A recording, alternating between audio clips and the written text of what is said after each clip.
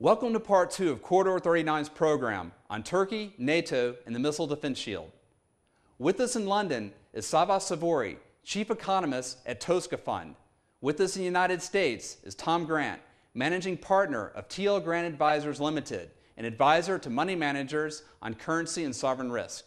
With us here in Istanbul is Tunç Çakan, Head of International Capital Markets at Myra Securities. The specter of an Iranian attack on Sunni Arab Gulf states' energy assets has brought on some unprecedented defense spending on missile defense technologies. In the next 10 years, U.S. arms sales in the Gulf will total $122 billion. Of this amount, $7 billion will go to terminal high-altitude area defense anti-ballistic missile systems that can counter both the Soviet Scud and Iran's Shihab-3B weapon that currently constitutes Tehran's strategic missile force.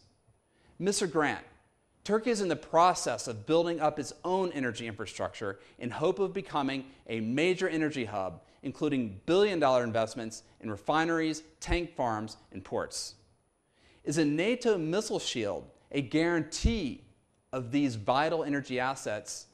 And also, could the neglect of such a missile defense system increase the cost of financing and protecting Turkey's energy assets?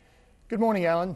That's a good question. The first answer I would say is it a guarantor? No. You really can't. There's no way of guaranteeing the safety of these assets. But does it become a significant deterrent to those possibly looking to attack something like this? Very much so. So I would say that in the case of Turkey, where you've got a significant amount of investment going into your infrastructure to build out a transport and energy sort of hub, you really need to tell the world, show the world that you are looking to protect those assets. As we've all seen with Iraq, it takes a very long period of time to build up these infrastructures and very short period for a terrorist to attack and destroy or disable them. So it's important to show to show the world that you are protecting. A missile shield is important. I do think it's something that's going to be a factor when looking at potential places to invest in the Middle East and the East Med area. You touched on an important fact around the investments that we're seeing from the other Middle Eastern countries. Saudi Arabia, the other Gulf areas are spending large amounts of money on defense. They are looking at a potential integrated missile shield as well. So I think that Turkey's got to be keeping up with its competitors. But ultimately, you're exactly right. It's important. It's something that's going to be looking at. And I think in the medium term, it's going to have an impact on the cost of capital when Turkey looks to continue building out these assets. Thank you, Mr. Grant. As discussed earlier in the program, Turkey's involvement with NATO is seen as a test of where Turkey lies on the axis between its traditional Western allies and new alliances with its eastern neighbors. Mr. Çakan, do markets care where Turkey lies on this east-west axis? Well, for the moment, looks like the investor community doesn't care about really what's going on the east-west axis. Because of two good reasons. Starting with the relationships within NATO, over the years, decades, Turkey has proven to be an indispensable member of the NATO. So the investors think that this is not an issue to start worrying about right away. And second, I guess is the more important thing, local economic dynamics are looking real strong at the moment, and most of the investors are expecting a rating upgrade to investment grade here. So I think these are somehow making our economy, markets immune to the such kind of political fluctuations in the region, and making us like decoupling the markets from the day-to-day politics here. So the answer is probably like I would say no, the market doesn't really care about this for the moment. Okay, so just to rehash what you're saying, Turkey has developed an immunity to these exogenous shocks that have brought a lot of volatility over the last 2 decades. Exactly, we can say so. Okay, Dr. Savori, do you agree with this? If not, do you foresee geopolitical trends or some threshold events that could send foreign capital domiciled in Turkey away? I agree. Rather than assume that Turkey is immune from events, it's proven that it can absorb them, and it can be challenged and tested and come out positively. Turkey is a large, under-consumed economy. It is an economy that contrasts markedly with others across its western borders. Europe is overconsumed and overgeared. Turkey is an incredibly attractive investment destination, and I think it's often easy to exaggerate the regional risks. Lebanon has proven that you can grow very, very strongly in an unstable area.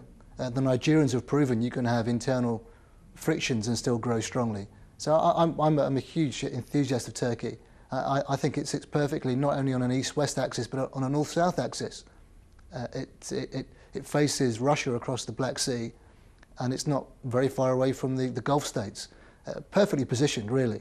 Mr. Grant, assuming that Turkey did not participate in NATO missile defense shield, what market impact would that have on Turkey? Would that turn investors away in any form? You know, I think in the short term, I don't think it's a focus point. I don't think we'd see any real reaction in the equity markets or the bond markets.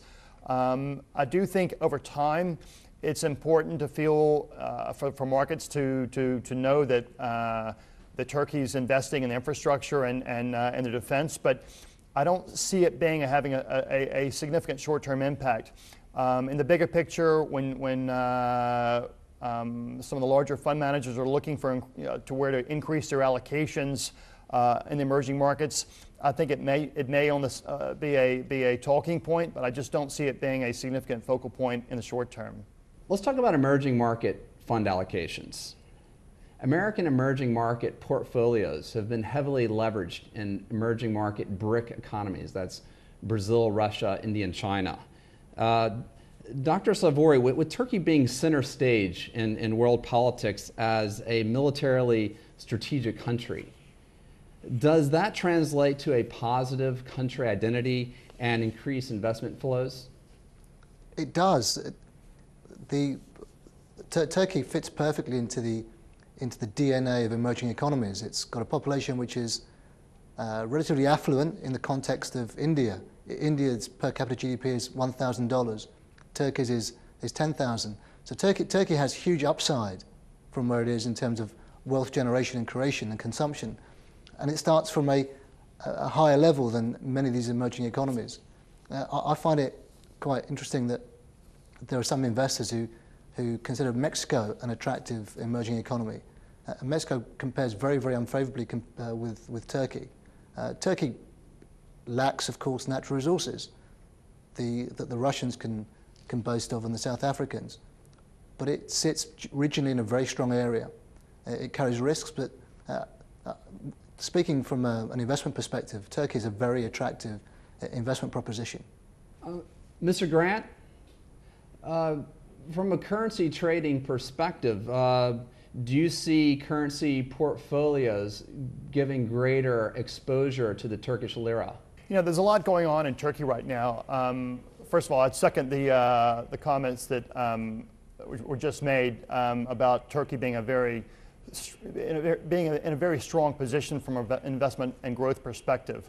They are very well positioned, and we've seen them, even though they're not officially part of the BRIC countries, they're certainly one of the emerging economies that you look at in terms of growth opportunity over the next 10 years. Thank you, Mr. Grant. Mr. Chalkan, let's talk a little bit about trade.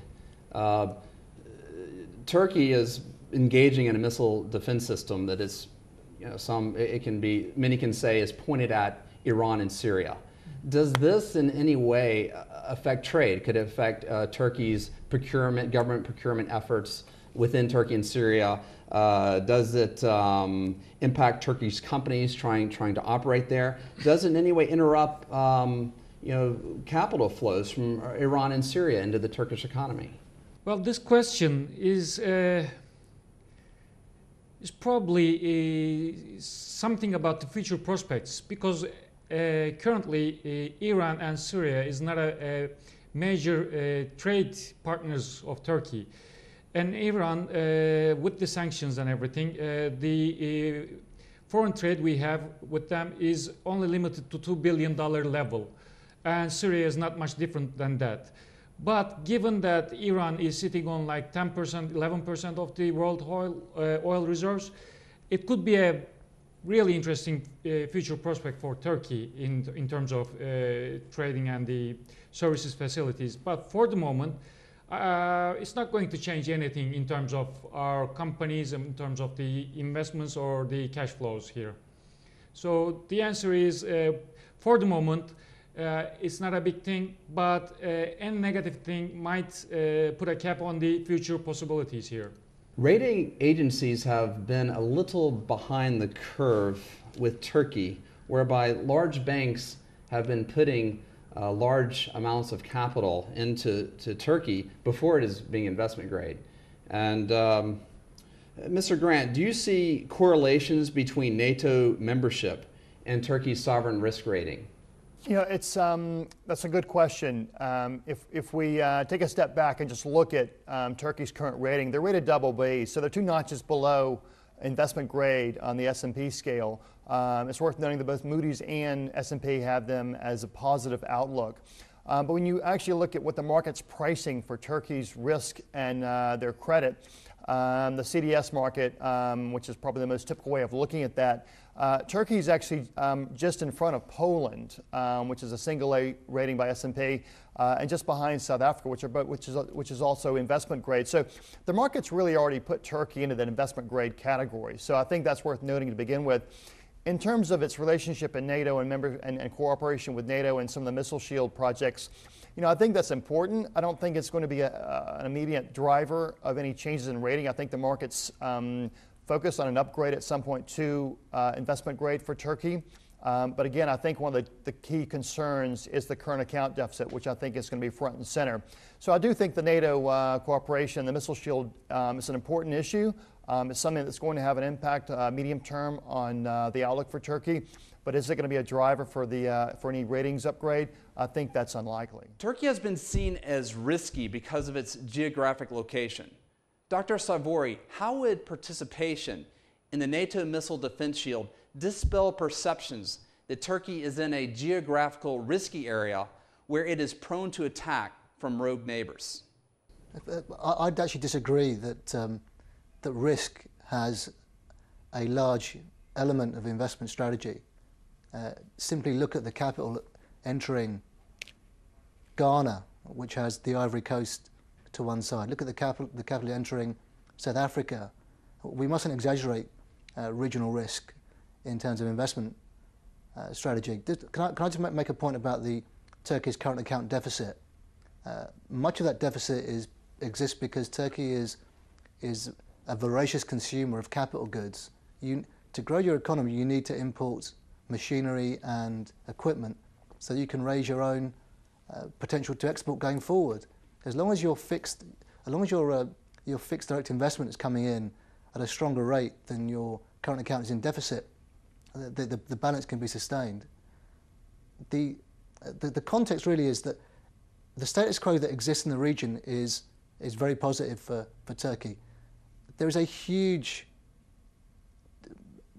there's an enormous dividend if Iran could be cajoled in some way to playing by the rules that we have in the West. So the third option is, and the downside option is that Iran were to launch an attack or would be the